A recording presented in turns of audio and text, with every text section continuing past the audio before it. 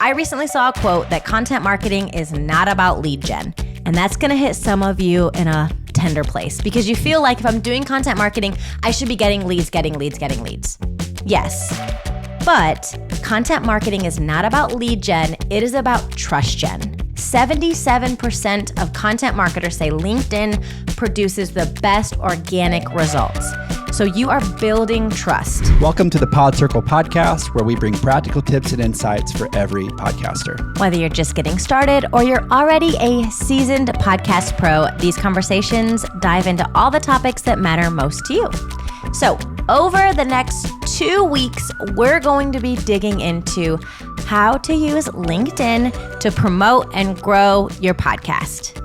So make sure you're subscribed to our YouTube channel where we post all of our episodes so that you can get both part 1 and part 2 when it releases next week. And follow along with this episode and catch up on our past shows. Recently, we talked about growing your online presence, and today we're going to take it a little bit farther and talk more specifically about LinkedIn. So let's start. Why LinkedIn? And you know I love some stats, so I grabbed just a few. Here are a few stats about LinkedIn users. 40% of LinkedIn visitors organically engage with a business page every week. Members of LinkedIn have 2 times the buying power of the average online audience. LinkedIn has more than 1 billion members globally, and since 2021, there's been a 42% increase in public conversation happening on this platform. So I don't know about you, but I have really started leaning more into my LinkedIn network, trying to go there for authentic conversation, networking conversation, and I'm finding myself finding products, people, and services that I actually care about over on LinkedIn. So it's not just a place to go for a job anymore. It's really a place for people to go to connect with like-minded individuals and engage with brands and creators that they admire in a completely different way. Totally. I feel like LinkedIn is pretty much the only social media that I really have a two-way engagement in. Like, might scroll Facebook. I don't really have much of a Instagram presence. I've largely taken a step back from social media, but LinkedIn I've found is actually provides value. It doesn't have some of the things that I kind of hate about other social media. Right. And I've just made valuable connections there.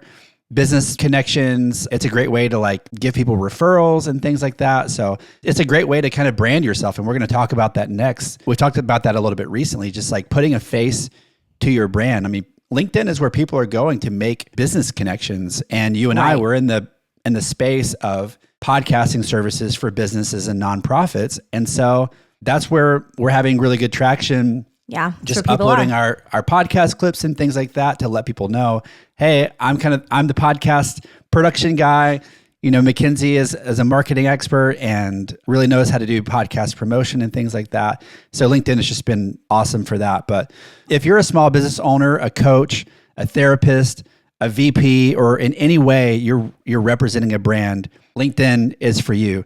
So my advice, and this is what I've done, take it or leave it, is to create a business page on LinkedIn. So ours would be the Pod Circle business page on LinkedIn, but also to create an individual page for yourself. The reasoning behind that is because people are going to buy from people first and foremost. And I'm the kind of the representative or the ambassador of my brand. Putting names with faces is going to be more valuable, at least in the short term, than just expecting kind of an amorphous brand that nobody knows anything about or really knows what they do to do the heavy lifting for you, for lack of a better phrase. So, and then even just when we're talking about using the podcast to promote and brand you and your business and things, take those clips from the podcast and put them on both your business page and your personal page. That's what I do for Pod Circle. And, you know, try not to really cross post those too much. You know, maybe you can go and recycle some older posts or things like that. But, you know, if you can pull a handful of clips per episode,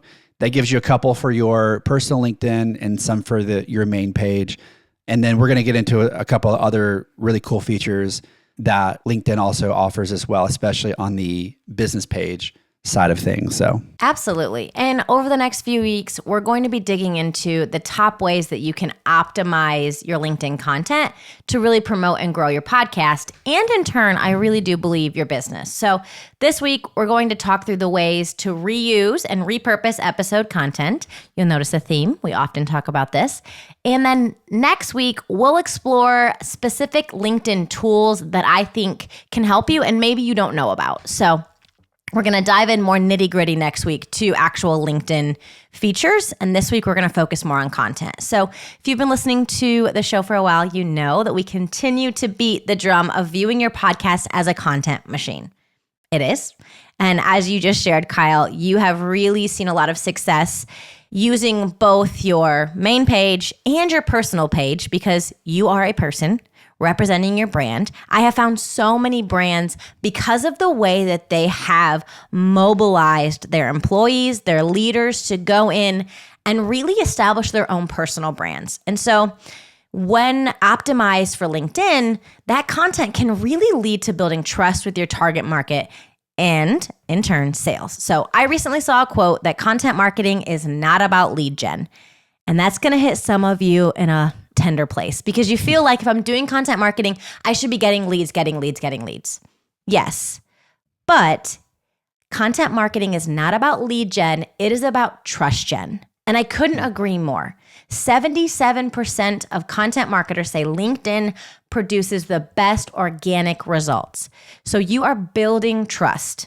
You're not just building leads. Leads are going to be a result of the trust you're building. LinkedIn pages that post weekly see 5.6 times more follower growth, which then leads to more trust, more sales. I'm thinking about that last stat, the LinkedIn pages that post weekly. I mean, my wife has seen explosive growth on her LinkedIn this past year. I was about to say she is a prime example of this. She posts for a long time, she posted every day. I think now she's down to just posting 4 or 5 days a week, but it's just, I mean, we preach it all the time in the podcast world. It's the same for LinkedIn. Whatever you're going to pour into, as long as you do it consistently and provide quality and value and consistency, it's just keep showing up, which has always been her mantra, is just keep showing up. And I mean, she kept showing up when she had 100 followers and now I think she's over 7,000 on LinkedIn. She just keeps on keeping on with it. So let's get into a couple specifics of how you can reuse a podcast episode to promote your podcast and to grow your reach with your audience within LinkedIn. So here are the top types of posts we think you should be prioritizing.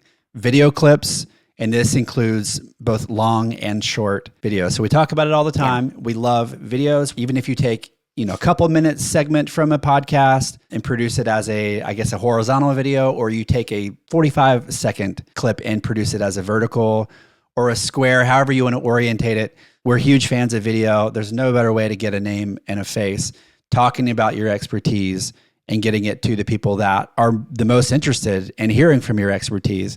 And when you post consistently, more people are going to find you and find that content that resonates with them. And from there, I think it's about having other things that you can point them to, more long form types of content, like some things we're going to get into here a little bit, like LinkedIn articles and newsletters, things like that. Absolutely.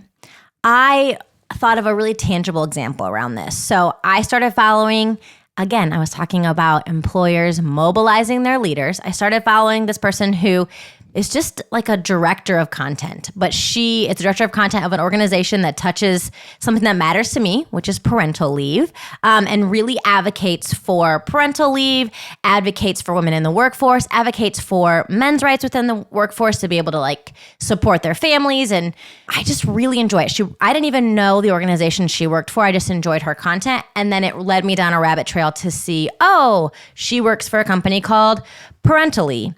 And then they just started a podcast, and then I started following her there because I was watching the videos and getting drawn in. So now I listen to the podcast, The False Trade-Off, simply because I was following the creator. She was putting out quality content, showing up consistently.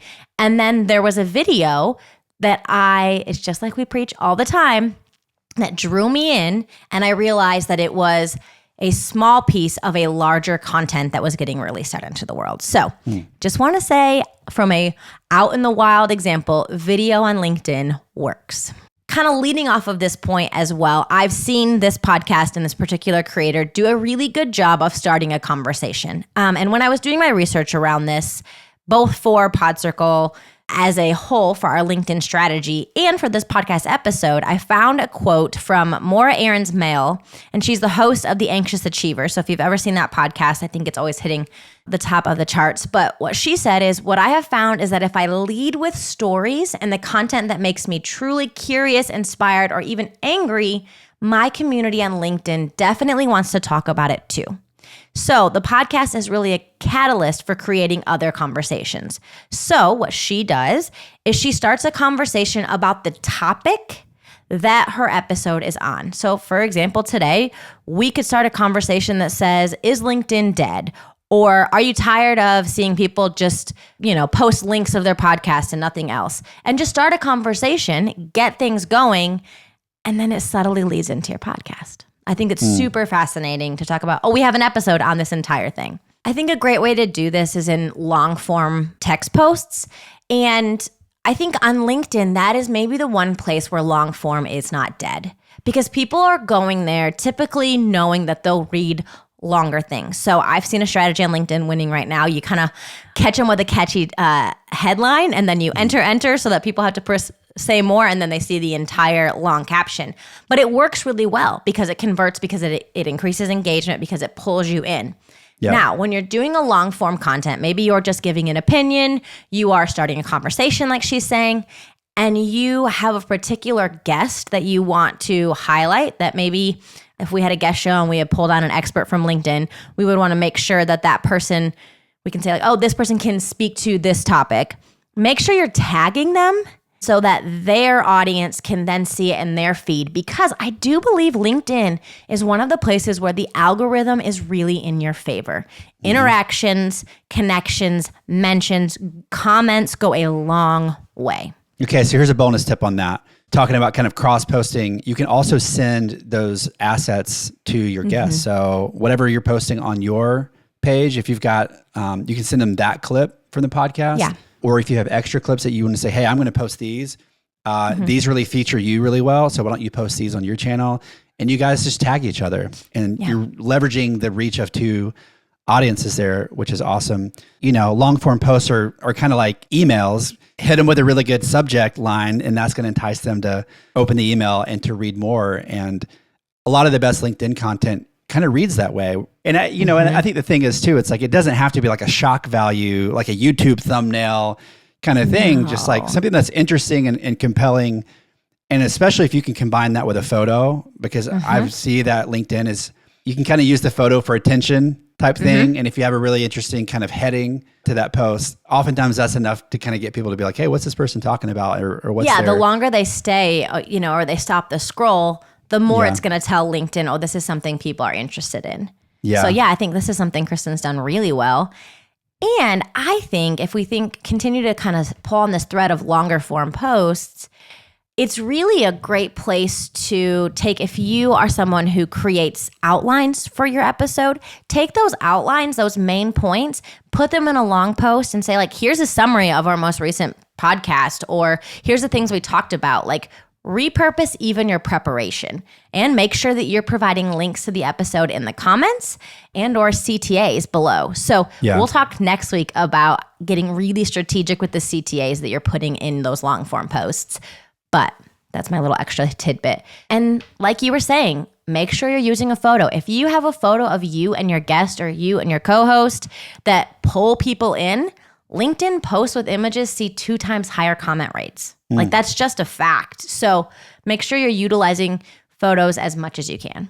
I keep referencing Kristen just because she's just really done well on LinkedIn, but whenever she posts, she always is very active in that first 30 minutes after she posts as well. So she's with her connection, she's commenting on their post, and the algorithm just eats it up. I mean, so it gives her more visibility to her posts. And so whenever you're posting, I know some people schedule their posts. I've seen kind of mixed results, I guess, algorithmically with that. But regardless of whether you're kind of doing the manual posting or whether you're scheduling them out, I would just set aside 15 or 20 minutes whenever that post goes up to just be really active on LinkedIn and chatting with different people, liking people's posts. Put it in your calendar. Just I have a spot in my calendar for my other job that says engage in social. Like just do that so that you're creating that two-way conversation. Because when we're just talking at people, they're going to tune you out.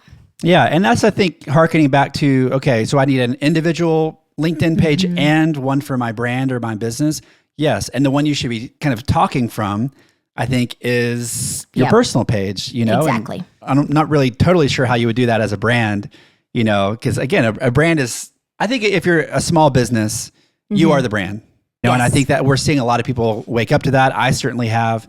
It's really, really hard to build a brand that stands on its own. Like when I think of McDonald's, just to use a very overused example, I don't know of any one person who works at McDonald's. I don't know who the CEO is.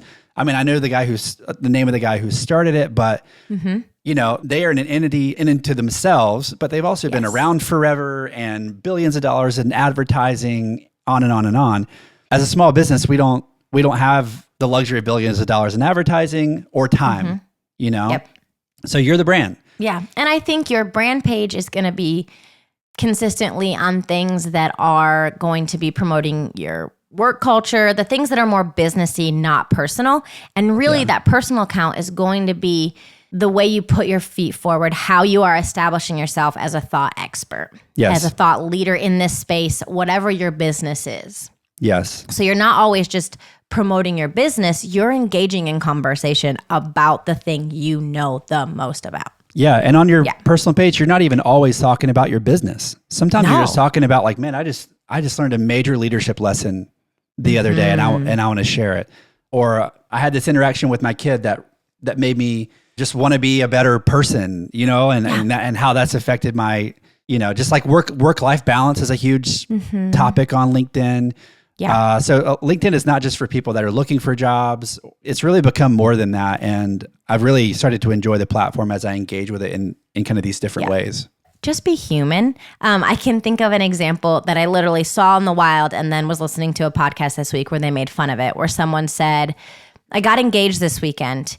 Here's what getting engaged taught me about lead gen and sales over here. And I was like, don't do that. Just be a human. Like, don't be icky. You know, there's a line there. We all know it. So anyway. That's like grasping for straws there. Yes, exactly. So the other things that we think you could really engage in is LinkedIn articles and newsletters. We'll talk more about that next week. I think this goes a lot in line with how you can reuse the content you're creating from an episode into creating blogs for your website, and then how you're creating a newsletter. We'll talk specifically how do you do that well on LinkedIn, because it's different than maybe your website or your email.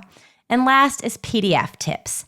I'm going to tell you that this is something that I, as a social marketer, couldn't figure out for a while. So don't want you to have the trouble. But it looks really professional when someone uploads a PDF. Have you ever seen where there's like little arrows and you can swipe through? You're like, oh, this is really great. I thought it was just graphics. I was like, oh, these people are uploading graphics, but I never could get it to work. But if you have a 4 or 5 part graphic that you're putting on social media, maybe you're building the points. Maybe today we would put all of our tips on a different slide for Instagram, upload it both as a PNG for Instagram and then as a PDF for LinkedIn. And it was already formatted and looking beautiful. So it could be like 5 ways to get your pet outside this summer. You know, 1, 2, 3, 4, 5. Let's say you have a dog food business. That was just an example. But then it'll go through it and people will be able to engage with it in a different way. And it takes your content in a way that the algorithm is going to reward. So if they love it, they can download it to their desktop and then they have it for reference. I don't know. I haven't hit one of those in a while. I don't know if it's in exchange for an email or anything like that, but I don't think it is. Nope. Usually it's not an email tied to it. I think that would be great. Yeah. But it's not currently at this point. Well, I'm sure there's an option to do a built-in lead gen, which paid. is something you can do paid that way. You can do paid. Yeah. Which we're going to look into here before too long because I think that's something we talk about on our next episode just briefly. But we're at time in this episode. If you're ready to take the leap and the next step of your podcast journey, we can help you every step of the way here at PodCircle. You can schedule a time to chat with me and to learn more about how we can support you and the launching and the day-to-day of your podcast. You can simply email me at Kyle, Kyle, at podcircle.com, or you can simply follow one of the links in the show notes. So we're going to be back at you next week with another round of tips about using LinkedIn to promote your podcast. It's a really powerful platform, and we'll talk to you then. All right. See you next week.